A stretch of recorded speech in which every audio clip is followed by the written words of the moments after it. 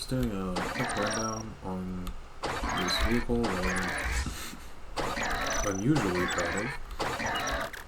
You know, it's got this dual suspension in the front. You can see it in action here. Got a sway bar, so the front suspension kind of stays in line. Back suspension is a solid axle.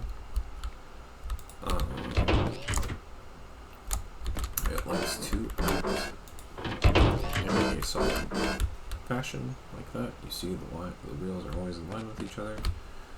All that stuff. Yeah, sorry about the frame rate. We have a differential in the back. So you see when I turn, it kind of compensates. Differential turn. Obviously, it's differential and scrap mechanics, so it does slip. This is in survival mode. It does work in creative. I can show that off later if you guys would like. We have shock absorbers. You can kind of see them absorbing shock here. Reverse and then quickly go forward. You can kind of see reduce. They kind of keep the whole cabin really stable. It's one of the most important things. One of the most important things of this build is the cabin stays stable. Like no matter what you're doing, this is in strip follow camera, so you can kind of see even with all the clinking and clanking and all the weirdness going on, the mechanic stays pretty stable. It's pretty chill.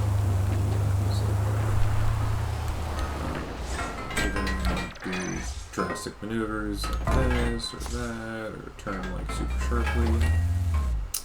We have a steering bar in the front, which kind of brings me to something interesting about this build. There's only two connections you really need. I could accidentally delete my seat. All I have to do is put a new seat down, connect it to the engine, connect it to the steering bar, and the vehicle works again.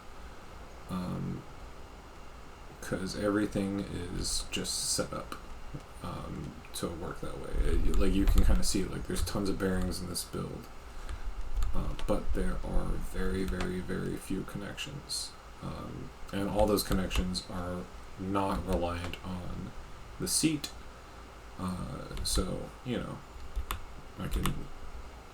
I don't want to do it right now. I'll do it maybe in another video. But like, yeah, I can remove the seat and the car won't just like shoot off into nowhere or whatever. But yeah, great suspension. I added this frame on for weight, so you can kind of see. Like this is the minimum weight you can put on it. I'm still hitting the top speed of about 100 miles per hour, 60 miles per hour. Trammel gears connected to the differential to maximize my RPM. Yeah, but yeah, that's the build. That's kind of weird. It's kind of funny, and I'm just really proud. I think it works really well. So yeah, I'll put a link in the post or the description or whatever, and I don't know, maybe let me know what you think, what you think here I can change or improve or whatever. Might be cool. Yeah, but that's about it.